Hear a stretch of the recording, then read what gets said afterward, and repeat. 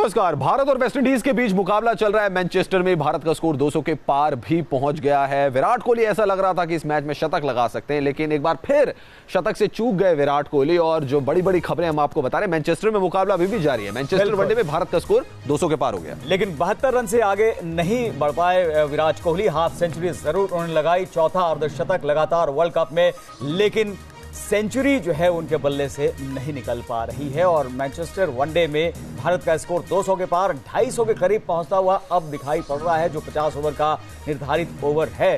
फिलहाल जो है 45 ओवर और धोनी, हार्दिक पांड्या क्रीज पर मौजूद है। मनिंदर सिंह हमारे क्रिकेट एक्सपर्ट हमारे साथ हैं और दामनी भी लगातार नजर बनाई हुई है, वो भी हमारे साथ हैं। मनिंदर जी, जिस तरह का खेल अभी तक हुआ है, आपको लगता है कि कहीं ना कहीं स्लो है और विकेट भी बीच में आपने गंवाए हैं, इसलिए जो 300 की तरफ हम कम से कम देख रहे थे वो 250 के आसपास रहता हुआ दिखाई पड़ रहा है? बहुत ही डिसअपॉइंटिंग शो रहा है एक्चुअली, अगर आप इंडियन बैट्समैन को देखें, क्योंकि केएल राहुल को अच्छा स्टार्ट मिला, उन्होंने उसको बड़े स्कोर में कन्वर्ट नहीं किया। फिर विराट कोहली फिर से 72 पर आउट हो गए, चौथा लगातार शतक लगा लिया, लेकिन शतक में कन्वर्ट नहीं कर पाया। अगर आप उनके करियर का देखें तो कन्वर्जन रेट बेहतरीन है, लेकिन इस वर्ल्ड कप में वो देखने को नहीं मिल रहा है। कहीं एक्स्ट्रा प्रेशर ले रहे हैं क्या, वर्ल्ड कप है इसलिए एक्स्ट्रा प्रेशर ले रहे हैं अपने ऊपर। और फिर परेशानी है मिडिल ऑर्डर के साथ। तो इंडियन टीम का मिडिल ऑर्डर है, नंबर 4 पर आप जिसको खिला रहे हैं, हमने शो से पहले भी बात की थी कि मुझे कॉन्फिडेंस नहीं आ रहा उसमें, लेकिन टीम मैनेजमेंट को बहुत कॉन्फिडेंस है विजय शंकर में, लेकिन वो उसको भुना नहीं पा रहे हैं जितने मौके उनको मिल रहे हैं। सो कहीं ना कहीं आज एक मौका था वहां। विजय शंकर की बात आप कर रहे हैं तो उनके बारे में ये कहा जा रहा है कि 30 ओवर के बाद उनको लाइए, उसके पहले बिल्डअप के लिए वो बहुत अच्छे खिलाड़ी नहीं है। बाद में जो है अटैकिंग शॉट कई बार उनको खेलते देखा गया, 30 ओवर के बाद आजमाइए। देखिए, इतने बड़े प्लेयर नहीं है कि आप उनको एडजस्ट कर सके, किधर भी एडजस्ट कर सके। आपको नंबर 4 पर एक खिलाड़ी चाहिए जिस पोजीशन को सेटल नहीं होने दिया इस कैप्टन ने और इस कोच ने पिछले 2 साल से। अगर आप देखें, कभी किसी को ट्राई करते रहे, कभी किसी को ट्राई करते रहे, फिर किसी ने रन्स बनाए, वो उनकी पसंदीदा खिलाड़ी नहीं थे, उनको हटा दिया। सो ये एक परेशानी रही है, क्योंकि पहले 3 के ऊपर जो डिपेंडेंस इतनी ज्यादा हो गई और आपने 4 पर किसी को सेटल नहीं होने दिया, उसका नतीजा क्या होता है जो आज देखिए। मनिंदर सर, आज आपको लग रहा है कि मिडिल ऑर्डर एक बार फिर से एक्सपोज हो गया है भारत का, और जो टोटल हम जैसे बिग 3 हमारे जो रन बनाते थे टॉप 3 वो नहीं बना पाते, तो भारत की जो पारी है वो अटक जाती है और आज भी अटकी हुई नजर आ रही है वेस्टइंडीज के खिलाफ। बिल्कुल अटकी हुई नजर आ रही है। और एक परेशानी क्या है, महेंद्र सिंह धोनी जो स्ट्राइक को भी रोटेट नहीं कर पा रहे। हमने पिछले मैच में भी देखा था अफगानिस्तान के अगेंस्ट, वो एक परेशानी का सबब बन रहा है इंडियन टीम के लिए, क्योंकि अगर उनके ऊपर दबाव आ रहा है, अगर उनके ऊपर प्रेशर आ रहा है, तो इस प्रेशर को हैंडल करने के लिए तो जाने जाते हैं महेंद्र सिंह धोनी। और प्रेशर को हटाने के लिए बड़ा जरूरी है कि आप स्ट्राइक को रोटेट करते रहें। अब देखिए, यहां से अगर महेंद्र सिंह धोनी 50वें ओवर तक नहीं खेलते हैं तो फिर इंडियन टीम का स्कोर कम रह जाएगा, और जो कि चेस किया जा सकेगा वेस्टइंडीज की टीम द्वारा, क्योंकि ये पिच बैटिंग के लिए बहुत बढ़िया पिच लग रही है। तारीफ करनी होगी वेस्टइंडीज के खिलाड़ियों की भी, वेस्टइंडीज के बॉलर्स की भी, जिस तरह से उन्होंने बॉलिंग की है। लेकिन मुझे ऐसा लगता है कि इस इंडियन टीम में कहीं ना कहीं कुछ ना कुछ गड़बड़ हो रही है, जिसकी वजह से कैपिटलाइज नहीं कर पा रहे हैं सिचुएशंस को। और वो सबसे बड़ी गड़बड़ कहाँ हो रही है? 4 नंबर जहां पे जाके कोई स्थिरता दे सकता है, 4 नंबर धोखा दे रहा है। लेकिन मनी सर, कहीं ऐसा तो नहीं हो रहा भारत के साथ कि पाकिस्तान जो है भारत से हारने के बाद राइट टाइम पे मोमेंटम को पीक कर रहा है, बड़ी बड़ी टीमों को हरा रहा है, और भारत पाकिस्तान को हराने के बाद ऐसा लग रहा है फंसते हुए नजर आ रहा है। अफगानिस्तान के खिलाफ मैच फंस गया, वेस्टइंडीज के खिलाफ भी ऐसा लग रहा है कि मैच फंस गया। देखिए, ये परेशानी इंडियन टीम के साथ रही है। जब अच्छा करते, एक्चुअली बड़ी बड़ी टीमों के साथ रही है। अगर आप इंग्लैंड की भी टीम देख लीजिए, जब पहले उन्होंने कुछ मैचेस खेले तो ऐसा लग रहा था ये अनबीटेबल साइड है, ये कैसे इसको यही फाइनल खेलेंगे, कैसे कोई हराएगा। बिल्कुल। और अब इंडियन टीम के साथ वैसा होने लग गया है। अफगानिस्तान गेम को देख लीजिए, ये वाला मैच देख लीजिए। सो बड़ी बड़ी टीमों को भी हमने गिरते हुए देखा है, फिसलते हुए देखा है। यहां से कैसे संभालते हैं ये कैरेक्टर बताएगा। बिल्कुल, यहां से इंग्लैंड, बांग्लादेश और श्रीलंका, इनकी चुनौती है। इंग्लैंड को कभी भी अब कम नहीं आ सकते, हालांकि उनका भी लेवल जो है थोड़ा सा कम हुआ है जैसे जैसे मैच आगे बढ़ रहा है, टूर्नामेंट आगे बढ़ रहा है। लेकिन मनिंदर जी, जो बात हो रही थी कि महेंद्र सिंह धोनी स्लो बहुत हो जा रहे हैं, 50 से भी नीचे का स्ट्राइक रेट हो गया था, फिलहाल जो है 60 के आसपास जाते हुए दिखाई पड़ रहे हैं। और जब भी ऐसी पारियां खेलते हैं, ऋषभ पंत की भी बात होती है। देखिए, धोनी को अभी तो खिलाना ही चाहिए, एटलीस्ट वर्ल्ड कप में तो सोचे भी ना उनको ड्रॉप करने की, क्योंकि वो जो कीपिंग में आपको देते हैं वो आपको ऋषभ पंत नहीं देंगे। ऋषभ पंत का हम देख चुके हैं, ऑस्ट्रेलिया के अगेंस्ट हम एक मैच हार गए थे, उन्होंने 2 स्टंपिंग्स छोड़ दी थी, एक कैच छोड़ दी थी, जिसकी वजह से हम वो मैच हार गए थे जब ऑस्ट्रेलियन टीम इंडिया आई हुई थी, और वो सीरीज वहां से हम हार गए। सो विकेट कीपिंग का तो जवाब नहीं है महेंद्र सिंह धोनी का। उनको कहां पर खिलाना है ये एक समस्या बनी हुई है। और आपको याद होगा हमारी जब भी करुण डिस्कशंस हुई हैं या रवीश हमारी जब भी डिस्कशंस हुई है, मैंने हमेशा कहा है कि ये टाइम आ गया है कि आप उनको नंबर 4 पर बैटिंग कराएं, क्योंकि महेंद्र सिंह धोनी के ऊपर प्रेशर आ जाता है। अगर ज्यादा विकेट जल्दी गिर जाएं और फिर वो बैटिंग करने आए तो फिर उनको परेशानी होती है स्ट्राइक रोटेट करने में। अगर वो नंबर 4 पर बैटिंग करने आते हैं तो केवल 2 ही विकेट, एक्सीलरेशन जो है वो भारतीय टीम को नहीं मिल पाता है, क्योंकि दबाव आ जाता है, आपके विकेट गिर गए, बल्लेबाजी करने आए, विराट कोहली आउट हो गए, तो एक्सीलरेशन नहीं मिल पाता। लेकिन दामनी, आप देख रहे थे आज कह सकते हैं कि शर्मा जी के बेटे तो नहीं चले, लेकिन दामाद जी ने फिर से रन बनाए, तो आपको थोड़ा सुकून बनाए मिला? तो लेकिन हम उनसे शतक एक्सपेक्ट कर रहे थे रवीश, लेकिन जो उन्होंने इस बार भी नहीं, वो भी नहीं बना पाए, तो काफी डिसअपॉइंटिंग था कि हमारे टॉप 3 जो थे वो इतने ज्यादा चले नहीं, और मिडिल ऑर्डर तो इंडिया का वैसे ही गड़बड़ाया रहता है। शुरू हुई है तब से आप काफी दुखी दिखाई पड़ रही है, और रोहित शर्मा की मनिंदर जी बात हो रही है, काफी अनलकी रहे जिस तरह से आउट हुए। देखिए अब आपको खेलना तो पड़ेगा ही, आपको इस तरह की डिलीवरीज आने वाली है, इंटरनेशनल क्रिकेट है, और रोहित शर्मा का यही डर लगता है, हमेशा यही डर लगता है। देखिए विराट कोहली जो भरोसा देते हैं, रोहित शर्मा की बैटिंग में वो भरोसा नहीं आता। वो ये जब हम कहने लगते हैं ना जब चलेंगे तो आपको मैच जिता के ले जाएंगे, यहां से बाहर निकलना है रोहित शर्मा को, क्योंकि ये जब हम बातें करते हैं जब चलेंगे, ये बड़ा एक खतरनाक 2 वर्ड्स हैं। क्रिस गेल के साथ अभी आने वाला है, इनके साथ भी यही। लेकिन मनी सर, इस वर्ल्ड कप में तो उनकी परफॉर्मेंस जबरदस्त रही थी रोहित शर्मा की। फर्स्ट 3 मैचेस उठा के देख लीजिए, 2 मैचेस में चले नहीं, लेकिन शायद आज ऐसा लग रहा है कि जैसा कि करुण जी ने भी कहा कि थोड़ा सा अनलकी रह गए, पता नहीं लग रहा था कि बॉल बैट से लगी है या बॉल बैट से लगी है, और कई बार इसमें जो है से तो वो आउट नहीं हुए थे, वो गलत डिसीजन था उनको। नहीं, वो जब उसमें आया 3 मीटर तो फिर वो आ रहे थे, वो थोड़ा सा कंफ्यूजिंग था, यही कह सकते हैं कि थोड़ा बैड लक था रोहित शर्मा का और भारतीय टीम का कि उनको आउट दिया गया। देखिए रवि, जब मैं बोलता था किस्मत का साथ खिलाड़ियों को मिलता है और वो अच्छा करते हैं, तब आप कहते थे आप किस्मत पे ही सब कुछ ले आते हैं, अब आप किस्मत की ही बात कर रहे हैं। सो किस्मत नहीं, मैं किस्मत की बात नहीं कर रहा हूं, मैं उनके लक के बिना कुछ नहीं होता, इसमें तो कोई शक की बात नहीं। लेकिन रोहित शर्मा जो जिस तरह से उन्होंने शुरुआत की थी वर्ल्ड कप की, वो चीज अब कहीं ना कहीं ऐसा लग रहा है कि वो उस कंसंट्रेशन से, उस फोकस के साथ बैटिंग नहीं कर रहे हैं। अफगानिस्तान के अगेंस्ट भी आप देखें, उन्होंने 10 बॉलों में 1 ही रन बनाया था, उसके बाद आउट होकर चले गए। यहां पर भी सेटल होते हुए नजर नहीं आ रहे थे। शिखर धवन नहीं है क्या? एक वजह यह हो सकती है कि दूसरे छोर से भी जब अटैकिंग गेम होता है तो जो विपक्षी गेंदबाज है वो दबाव में आ जाता है, उसका फायदा दूसरे बल्लेबाज को भी मिलता है। देखिए फर्क तो पड़ता ही है, और ये दोनों कब से इकट्ठे खेल रहे हैं, लेफ्ट राइट का कॉम्बिनेशन है, बॉलर्स के ऊपर प्रेशर रहता ही है, क्योंकि बॉलर्स को हर समय जब शिखर धवन और रोहित शर्मा खेलते हैं तो उनको अपनी लाइन एडजस्ट करते रहना पड़ता है। सो वो फर्क तो पड़ता है, इसमें तो कोई शक की बात नहीं। लेकिन देखें जब उन्होंने एक धवन के बिना भी शतक लगाया उन्होंने पाकिस्तान के खिलाफ मुकाबले, बिल्कुल पाकिस्तान के अगेंस्ट, और किस तरह से केएल राहुल को बेहतरीन तरीके से हैंडल किया था, वहां से ऐसा लग रहा था कि ये मैच्योरिटी आ गई है, जिस मैच्योरिटी की जरूरत है, जिसकी वजह से आप कंसिस्टेंटली परफॉर्म कर सकते हैं। लेकिन फिर ऐसा लग रहा है फिर वो सो गए हैं, फिर वो स्लम्प में चले गए हैं।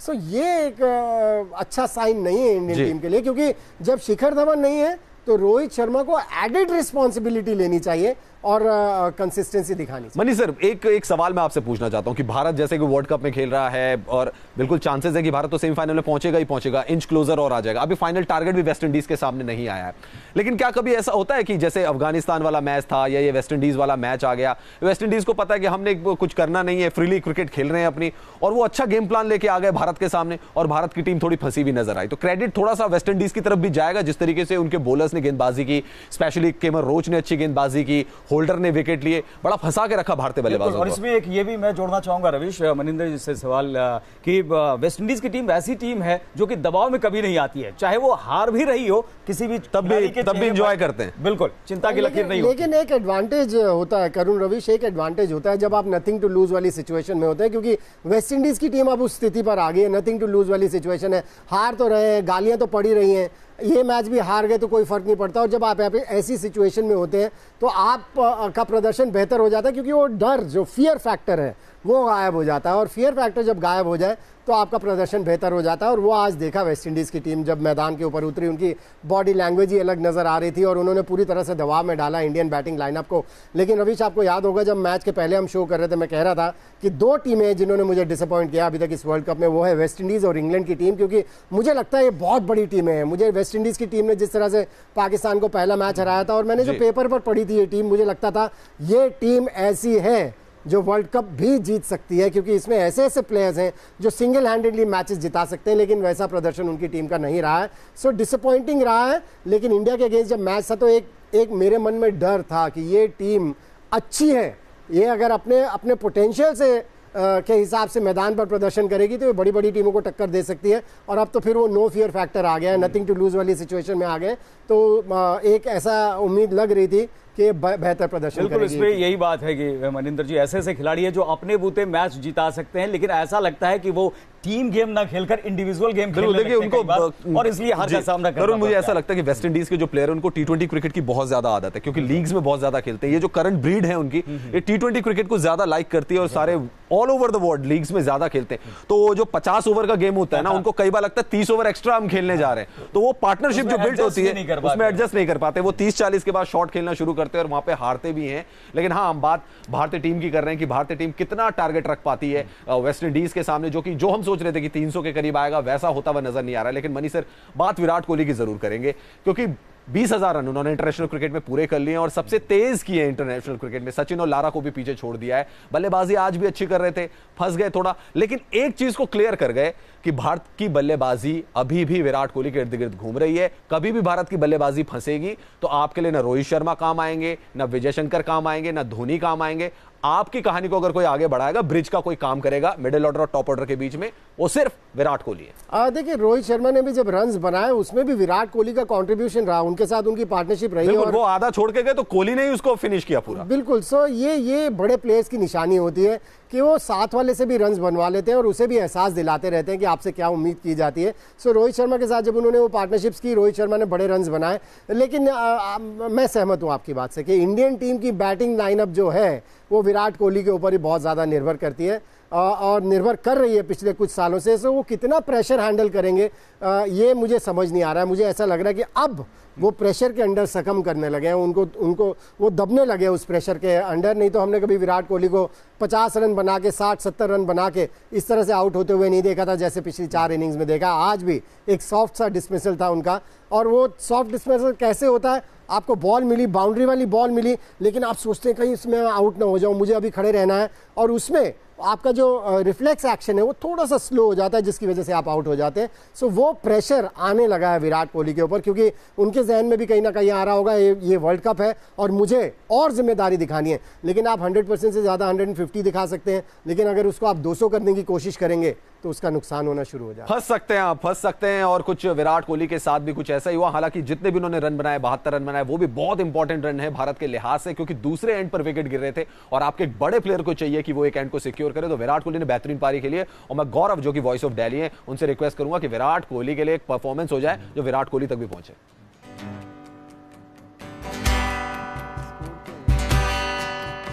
हिम्मत में तेरे आग पानी आधी है, मेहनत की डोरी हौसलों से बांधी है। हिम्मत में तेरे आग पानी आधी है, मेहनत की डोरी हौसलों से बांधी है। आंसू और पसीना है दोनों ही पानी, पर मोड़ के रख दे दोनों ही तूफान। जरूरत है तो रोको और हिम्मत है तो बांधो, आज हथेली पर रख दिए जा। खून में तेरे मिट्टी, मिट्टी में तेरा खून, खून में तेरे मिट्टी, मिट्टी में तेरा खून। ऊपर अल्लाह, नीचे धरती, बीच में तेरा जुनून, ये सुल्तान। बिल्कुल, जुनून की यहाँ पर बात हो रही है। टीम इंडिया का जुनून लगातार देखने को मिला है। हालांकि आज जिस रन रेट के साथ, जिस तेजी के साथ खेलना चाहिए था, वैसा देखने को नहीं मिल रहा है। लेकिन अच्छी बात यह है कि चर्चा के दौरान 48 ओवर के बाद 250 को पार कर चुकी है टीम इंडिया। हालांकि हार्दिक पांड्या आउट हो गए, जरूर आउट हो गए। हार्दिक पांड्या आउट हो गए, भारत के बड़े ऑलराउंडर।